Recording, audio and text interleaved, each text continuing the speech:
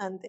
So, చాలా మంది coaching centres అనేది కమర్షియల్ పర్పస్‌లో రీసెంట్ డేస్‌లో అయితే స్టార్ట్ చేయడం జరుగుతుంది. సో, మరి దీనిపైన మీ అభిప్రాయం ఏంటి? అంటే మీరు ఎడ్యుకేషన్ ఇవ్వాలి అని పెడితే మంచిదంటారా? కమర్షియల్ పరంగా పెట్టడం వల్ల పిల్లల లైఫ్ ఇక్కడ స్పాయిల్ అవుతుంది కదా! ప్రాపర్ ఎడ్యుకేషన్ ఇవ్వలేకపోవడం వల్ల. సో, మీ ఒపీనియన్ ఏంటి? ఇక్కడ కమర్షియల్ అనేది అంటే మీరు అడిగే క్వెషన్‌లో నాకొచ్చిన ఒక డౌట్ కూడా ఉంది. హ్మ్. కేవలం డబ్బుల కోసమే పెట్టి చేస్తున్నారంటున్నారా? లేకపోతే ఫీజులు ఎక్కువ తీసుకొని ఫీజెస్ ఎక్కువ తీసుకొని. దీనికి ఒకటి నేను చాలా మంచి సొల్యూషన్ చెప్తా. హ్మ్. వాళ్ళు ఫీజులు ఎక్కువ తీసుకోవడంలో కూడా 2 అంశాలు దాగి ఉన్నాయి. పాపం వాళ్ళని కూడా బ్లేమ్ చేయడానికి లేదు. ఓకే. కాస్ట్ ఆఫ్ లివింగ్ పెరిగింది కదా! హ్మ్. ఒక ఆఫీస్ మెయింటైన్ చేయాలంటే ఖర్చయితది కదా! పోనీ మామూలు దగ్గర ఒకవేళ క్లాస్ చెప్దామన్నా పిల్లలు నమ్మట్లేదు కదా!